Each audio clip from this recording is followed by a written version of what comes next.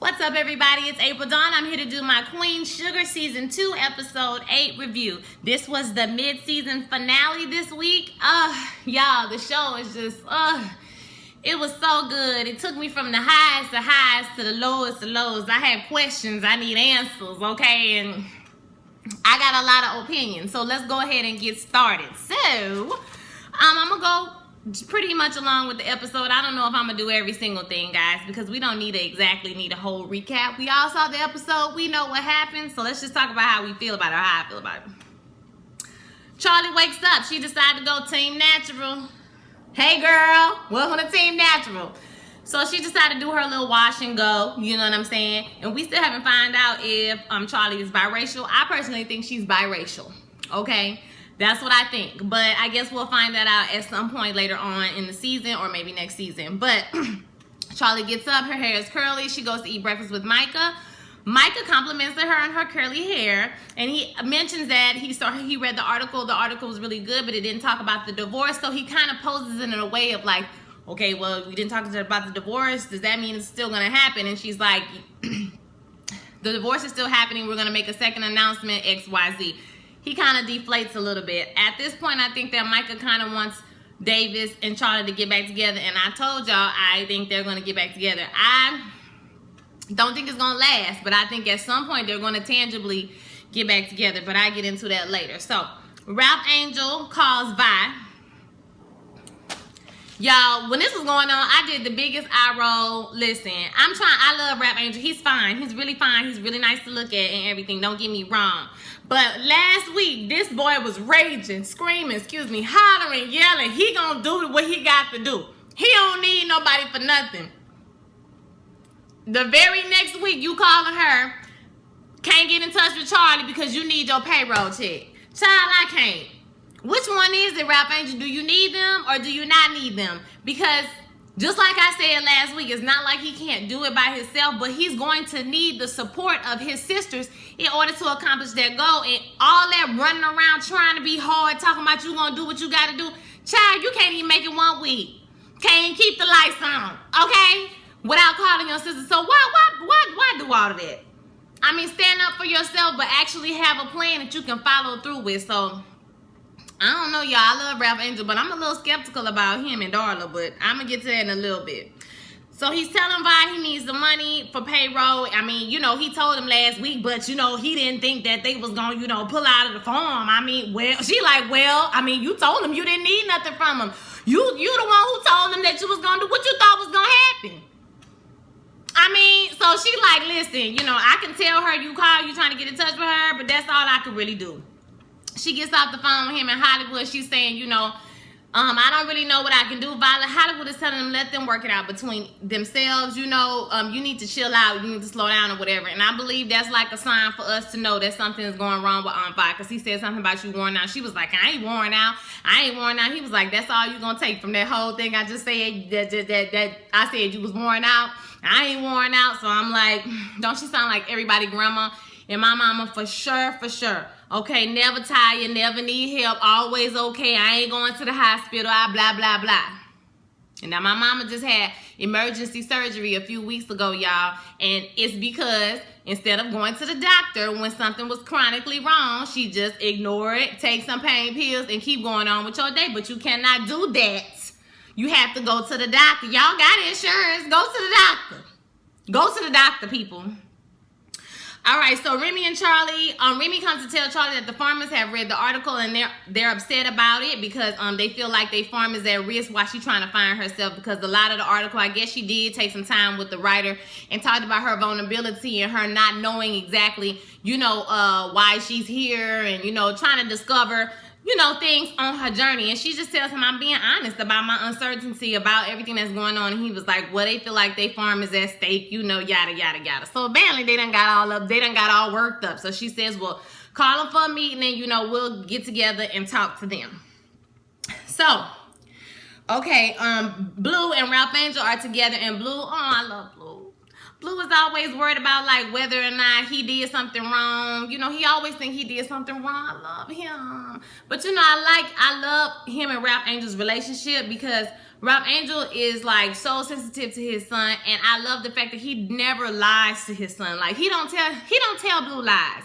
You know, they tell him things that is, you know, in a way that he needs to hear it and for him to understand. So basically, he just asked a whole lot of questions about why is mama not here? You know, she didn't spend the night, she didn't this, that, and the other. And he's trying to basically explain to him it's not anything that you did. It's just that, you know, we're going through something right now, X, Y, and Z. So that was sweet. Next, we get to Davis. Davis is on the... Y'all, I can be grown enough. I'm grown enough to admit that I just don't want Davis to be happy. Like, I could sit up here and come up with a million reasons why I don't like the new bitch and why I don't want them to be together and why I hate Davis. But it's just a plain and simple, like, you did all of this drama. You caused all of this mess to happen. Every single bit of it is your fault. And so I'm just not ready for him to move on and be happy. Now, because, I mean, I can't really say Davis can't date nobody because Charlie like Remy and she clearly wants to date him. So it would be a double standard of me to say, well, she could date, but he can't date. But in the big scheme of things, I'm just going to tell the truth. And the truth is that I just don't want him to date. And I don't like that girl. You know why I don't like her? Because she was doing the most. She was thirsty and she was extra forward. Like, I don't know any woman who goes on a first date with somebody, especially as big as a celebrity as this person is, talking about you're Davis and, you know, you rose to the top doing these things and, you know, you had all these accolades and everything just fell apart. You know, your whole life just fell apart. And, you know, just, you know, I think maybe we can be each other's second chance. Like, girl, you are doing the absolute most, honey. I don't like her. I don't like the bitch. And I don't like him either. And she low-key look like Charlie. And like, I just don't like him. He made me want to throw up and I don't want him to be happy for like 3 or 4 seasons. No lie. Okay, so they was on a date. They just showed us the little beginning part of the date and her little stupid speech she gave about we can be each other's second chance. Girl, you on the first date. You don't even know him, girl. You didn't even know about him facilitating rape. Stop. Okay? Stop. Darla goes to Charlie in the office and asks Darla, you know, what's going on? Does she feel some kind of way? And Charlie says, yes, I don't feel the trust, you know. I feel some type of way that you knew about the letter the whole time and you didn't tell me. And I love the way now. Y'all know I done talked about Darla since season 1, okay? I wasn't really feeling Darla. But I find myself clapping and cheering on the inside for Darla every time she stands up for herself and like asserts herself in a way that lets us know, you know, she ain't trying to bulldoze or like get into nobody's business. She just trying to live her life and you know, stand, you know, and live in her own truth. So she apologizes to her. I'm sorry that I did it. I'm sorry. But at the same time, it wasn't my secret to tell. You can't yell at the girl at the table and tell her to mind her business when she try to put a word in when y'all talking to each other and then get mad at her when she don't tell you the business. It wasn't her business to tell, like she said. So I hope you don't see me any differently, and I hope that we can move forward. I was like, come on, move forward in a constructive way. Yes, God, Darla. Come on and stand up for yourself in that profession. That was the professional get together, okay? You guys, I don't know if you know what that is, but I do those frequently to people. I mean, if you work in a corporate America or any business where you have to send emails and deal with other people, you know, I have professionally gotten several people together. It's like, I'm going to let you know that you're being childish and I'm being an adult, but I'm not going to stoop to your level. I'm going to say it with professional SAT words so you will know that I can speak your language. That's why I have to get petty like you, okay? So I like the way Darla did that. It was respectful. At the same time, she got her right on together, and I was here for it. Charlie even paused and was like, oh, okay, well, you know, I really can't argue with that. All right, so Nova arrives to Atlanta to see her man child. When she came down the escalator, he had a sign that said Queen on it. I said, yes, God, that's how you greet your boo. So, you know, they get ready. They go to the garage. They leaving out the garage, and or he's parking in the garage. I don't know why he parked in the garage. Or maybe it was the garage of the place where he lives. Maybe that's what it was. And so she got in the back seat when he was getting out the car, I guess, to take the bags out. And she was like, well, you said you said right here or whatever. And so they go ahead and did the dude child in the back seat. I said, well, you know, get it how you live. No, we know Nova free. We know she down the ride, okay? So I was like, all right, well, at least you doing somebody who gonna be there in the morning, child, okay? At least you're doing it with somebody who's gonna be there in the morning. So we go to Kiki and Micah and friends. They're walking out of school, you know, just ending the day, talking, kicking it, and they see across the street that some boys are being detained by the police. I don't know if that particular white police officer was the one that stopped him, or Micah just focused on, they just wanted to see that it was the police. But the boys were being detained, and Kiki is like, well, let's just stop, let's just stay and watch just to make sure everything go down right. So they sit down on the little bench. A white boy comes up to them from the same school. They, what's up, hey, everybody. So the boy invites him to go see a movie. They have some movie playing, but Micah thinks about it for a second, but then he declines and decides to stay. So I think that's really shown a growth, because at the beginning of the season, he wouldn't have stayed. He wouldn't have went to the movies.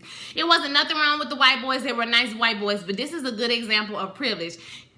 Of privilege. It's not like they're getting anything because they're white, but the fact that they can walk by and see these boys across the street that's getting harassed by the police, not even have a second thought about it and just invite somebody to go to the movies. Like, it's not even a thought of danger of what's going on. I hope they're not doing this. Nothing is happening in white people's mind. I'm not saying it should be, but what I'm saying is that's an example of privilege, when you don't even have to think and worry about those type of problems at all, okay? I was watching a review on this same show, and the guy was saying that he was riding with his white friend, and they were on the interstate, and the dude cut off a police officer. As black people, we don't do that type of stuff. When you see a police officer, I'm legal. Everything on my car legal. I don't have no warrants out for my arrest. My license is legal. Everything is legal on my vehicle. But if I see a police officer, I do get nervous. I slow down. I make sure I'm driving the speed limit. I really don't want to cut off a police. I don't want to get in front of a police officer. I would rather stay behind the police officer. Okay, it makes me nervous. And I'm not a criminal. I haven't done anything wrong. There's nothing, but it's just something that's within us. And he said when he cut off that police officer, I was like, why you do that? Don't do that. He didn't even think about it. It's not even a thought in his mind that I might get pulled over and harassed or this, that, and the other. So that was a good example. The boy just invited him to the movies. Like I said, it wasn't malicious or anything. It's just that it's not even a thought in his mind to even look. And these black kids are saying, we're going to stay here because we want to make sure that nothing happens to these boys, that's out of order. So that was kind of interesting to me how they highlighted that little fact for us or whatever. So now we're, I think I'm out of order with this, but we just gonna go ahead to it. So Nova is attending this party with the doctor. Not Dr. Dubois was wrong as hell for bringing Nova to this party. First of all, you don't know her that well. She will turn up. This. So why would you bring her to a party like this? Basically, this was the party of, political people, schmoozing.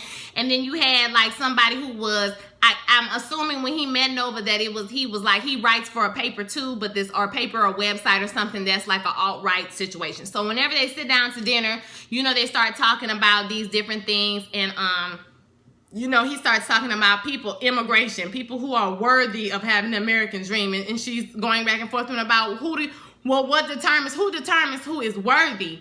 That's the problem, is that we determine somebody's worthiness of whether they deserve to, try to get the American dream. And then he said something about the 9th ward and the Zika virus, and because the poverty, and she was like, that's a lie that's created by racists, that's perpetuated by racists and X, Y, and Z. So they go back and forth, and she says, this is what I'm talking about. This is the room where decisions are made about people's lives, these rooms right here. And y'all just talking, basically she's telling those people, you just talking about these people like they checkers, like they game pieces, like this, that, and the other. Because he was saying, either you pick the immigrants or you pick, your healthcare system that you want in New Orleans or whatever. You can't do both.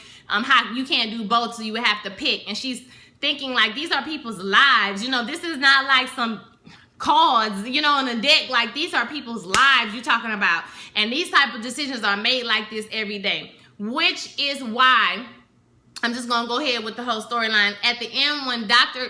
Dubois comes to her and they have their little argument, basically he's saying you have to play the game because she's correct. Decisions about people like me and you are made in rooms like this, over dinner, at discussion tables with old white men. So we don't have, if nobody like us is in the room, then we're not going to be able to influence those decisions. We're not going to be able to have any say in decisions that are being made about us by people who have no experience, none, have no idea what it's like to be one of us, okay? So although I understand what Nova is saying, at the same time, about selling out and selling your, self and all that, at the same time, you do have to know how to play the game and maneuver and not lose yourself. The trick is not to lose yourself in all the money and all the things that you could do. And, you could start a BS nonprofit organization and make all this money from these white people giving you money. Instead of doing that and getting caught up, remaining focused on the goal. Now you know how to play their game to get what you want. And that's what Dr. Dubois is trying to do. And I think that him and Nova are going to come together on that front, because Nova, and you need somebody who is of strong character, who's going to say, okay, I can play the game up to a certain point, but at the same time, I'm not going to sell my soul, and you shouldn't either. I think she'll be able to reach him back, because I think he's willing to go a little bit further than she would go. But I also think that for her, his influence of, okay, well, you need to take your plan a little bit bigger. He's saying it's not wrong for you to grow. Like, it's nothing wrong with growing,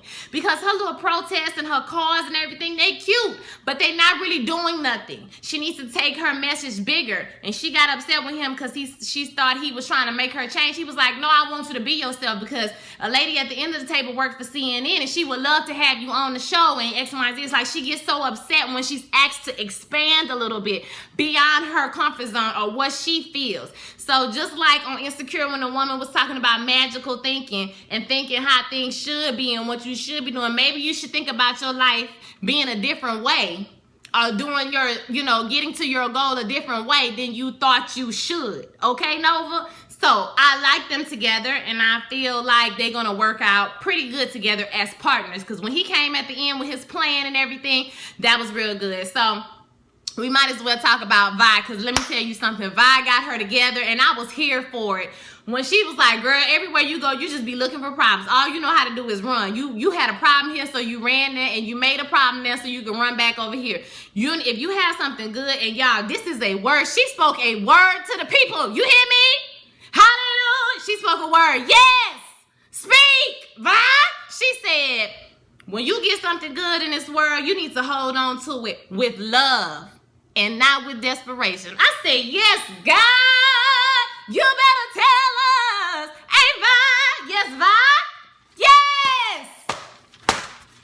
You better speak a word into our life. Who wrote that? Queen Sugar, who wrote it?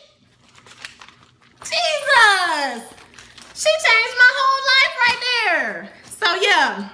She said, hold on to it with love and not desperation. So Nova, when they worked it out, and they go ahead and they good back at the end of the story. So okay, so now we're gonna move on to the rest of it. Let me think.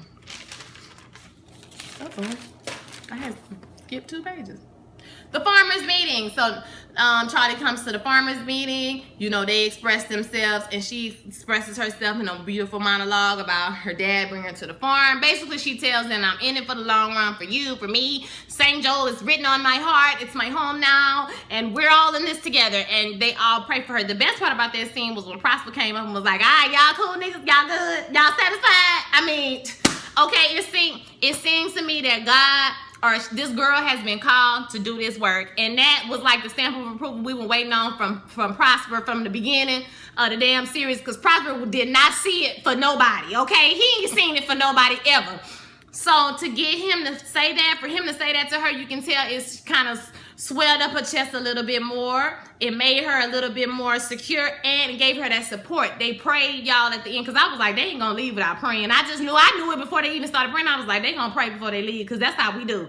And so they prayed, and they prayed for her, y'all. Like, that was a powerful moment for me, because if you remember last week and for the past few weeks, everybody been doing this check on your strong friend or whatever. I'm the strong friend. More than likely, I'm always the strong friend. So the fact that they prayed for her was beautiful to me, because she had been looking for that support, saying, I want somebody to fight for me. What did I do to deserve what's happened to me? I wish I had somebody to care about me, because she's always spending so much time, being strong and being calculating and making moves and all of that kind of stuff. So the fact that they prayed for her, I thought was beautiful. It was a beautiful moment, because she received that support that she had been longing for so much, okay? For so long, excuse me. okay, Darla and Blue discuss, you know, she's talking to him about her addiction, but she says, you know, she's sick, and she's kind of breaking it down for him and telling him about her 2-year ceremony. Ralph Angel wants to go to the ceremony. You can tell, because he's like, oh, you go to the ceremony? You got the ceremony tomorrow? So, you know, he decided he won't go to the ceremony to support his woman, even though they beefed out over nothing. Okay, he's mad because she worked for Charlie because she wouldn't stay home for work from him. Like, that's the stupidest, selfish... Oh, my God. He make me want to throw up sometime with his fine ass. Okay, so... Davis, he lies to Michael. Michael calls him and says that he wants to show Kiki the condo where they live, and he says that's cool. He had a business meeting. We all know that's a lie, okay? Vi passes out and tells Charlie that she needs to work it out with her brothers and sisters. Ain't nothing wrong with her. We know something is wrong with her. We don't know what it is. We don't even know if she knows what it is, but we know something is gonna be wrong with Aunt Vi, and I have a feeling that's gonna come to a head at the end, when the rest of the season comes on.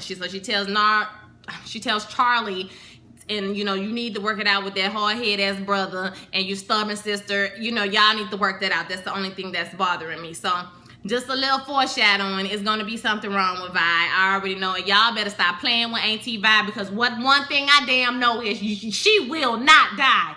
She will not have cancer. In the name of Jesus. Okay, I rebuke it. No, God. She might had diabetes too, or she got, you know, something she need to take some medicine for it. But she will not have cancer, and she will not die in the name of Jesus. I rebuke it. No, God. It won't happen. It won't. He won't let it. Okay? So Nova and Dubois, they had their argument. We already talked about that. So Ralph Angel, okay, they have the 2-year ceremony for Darla. Ralph Angel shows up. Charlie also attends. I love the moment that Ralph Angel had with the sponsor, where she was like, I hope that you're good for her. Because, you know, we've seen a lot of the family saying, is Darla good for you? Is she good for the family? And she's all dope. You know, it's been so much on Darla. We haven't even focused on whether Ralph Angel is good for Darla. Well, I have, because I don't think he is personally, but she says, I hope you're good for her. If you don't think you can handle being what she needs to be, because she's fragile and she's still very young in her journey. I mean, 2 years off of dope ain't really that long, y'all. I mean, dope is a disease, and it will take over your life. Trust me, I have people in my family, and I know some of y'all do too, have people in your family that's been drug addicts forever and ever and have the roughest time kicking that habit. So she's really young into her recovery. So she's basically saying, if you can't handle that, then you need to leave, because she's going to need support, okay? And you can't support her if you always begging her ass to come and support you. How, you know, and lift you up when you feeling down, then how is she gonna take care of herself?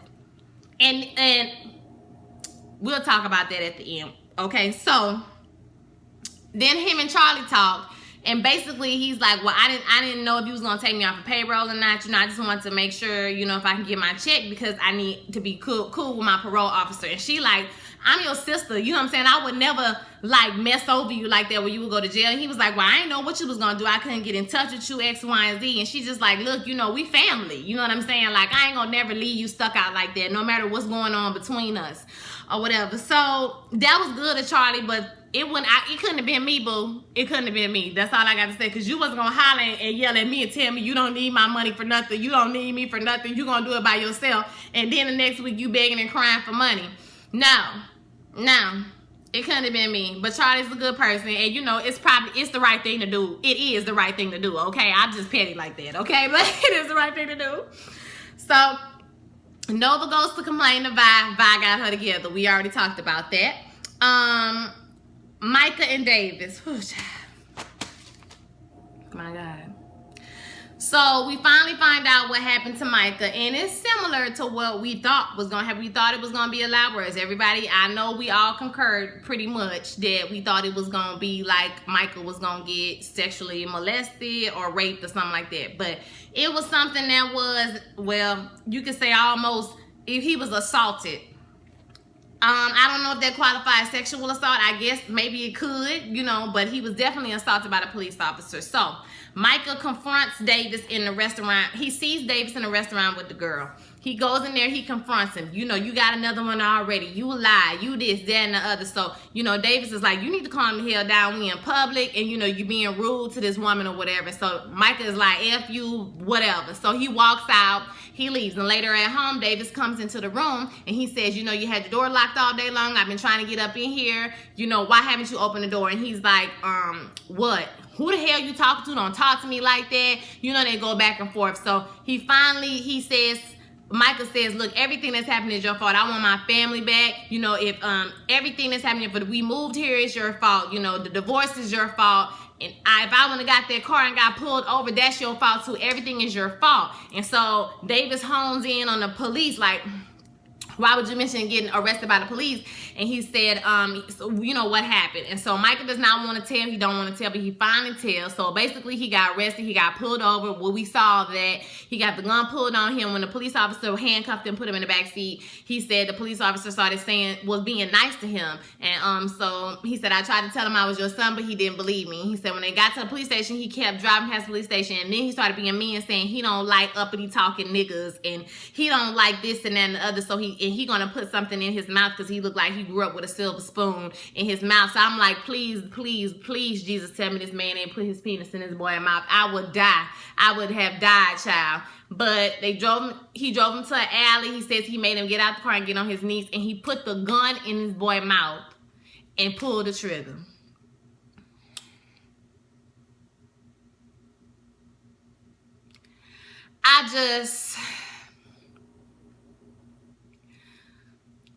The shit that people do is amazing to me.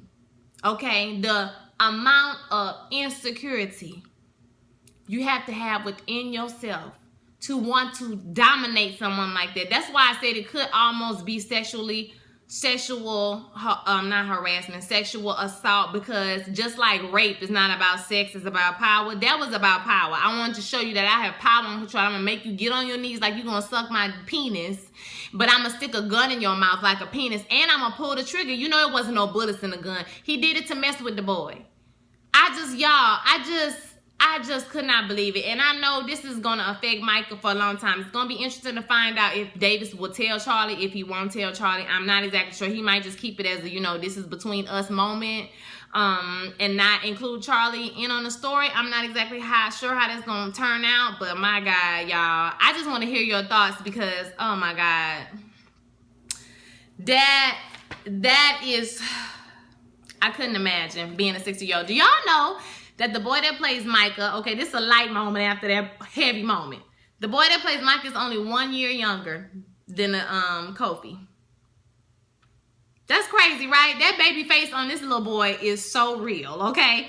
So we had that moment between them. And then we had Charlie and, I'm lying, Ralph Angel and Darla. They come home with Blue, and they come home to realize that there's no damn lights in the house, okay? Ralph Angel talking about he forgot to get an extension on the lights, so it ain't no lights at the house. They get there. Darla puts the baby up to sleep. She comes back in the room, and there's candles all around. And, you know, he tells her that he wants her to be with him every day, you know, every day after that and after that for the rest of his life. Because at first she just assumes he wants her to spend the night. And he says he want to be with her. Then he pull out a ring, and he finally get on his knee and propose to her. Now, this is how I feel about it. I mean, they already got a baby together, so them getting married, I guess. I don't feel like it's gonna last, and I'm gonna tell you why. I just don't think that Ralph Angel can handle. I think that Darla is gonna progress mentally faster than Ralph Angel will, especially now that he has to take on the farm all by himself. I think that's gonna play a part in it. Y'all, I just don't feel like Ralph Angel in the story is a week or so. He just was putting her out the house. I mean, wouldn't even let her in the house because he was pissed that she didn't stay home with him from work after that whole situation. So I just don't feel like in a week and a half he's grown so much and so mature that he's ready to get married. I feel like when you propose to somebody, you need to have something. You need to be ready to build a home and take care of a woman. That's why a lot of men don't get married in their early 20s because They're not ready to take on that responsibility of taking care of her child, being there for her, nurturing her, taking care of the farm. I think it's going to overwhelm him, and I don't think they're going to make it. I'm just going to be honest with you. Okay? The proposal was sweet and everything, but I mean, the whole time when she walked in there with them candles, I was like, the only reason he got all these candles is because y'all don't have no lights, but he don't have no lights. That's the whole nother thing. Like, you can't even keep the lights on, sir. You can't even keep the lights on in your house without help from somebody else. So you think you can really take on a marriage and a family? I'm like, I just don't know. I don't know, y'all. I don't know.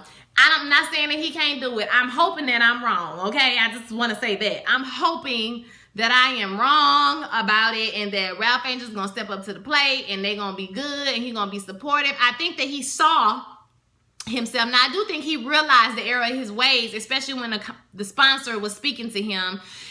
It seemed like, you know, he really had a come to Jesus moment and was like, why I need to do right by Darla and stop asking her to spend a night and start asking her, you know, and make an honest woman out of her. Because you're going to be able to throw her away. You can't just be able to throw her away when every time she make you mad or do something you don't like. You can't do that to your wife. So maybe he's realized that and he will step up to the plate and, you know, and it will work itself out. I'm not exactly sure. So the last scene I took issue with was Charlie and Remy. Remy comes to Charlie and tells her that he's pissed because he was upset about the article too because she didn't mention the divorce. Now, I ain't gonna lie, I thought I would be happier when her and Remy got together, but I'm not that happy. And I'm gonna tell you why. Last week, Remy was mad at her because she used the divorce as a bargaining tool for her story. This week, he's mad because she didn't put the divorce in the article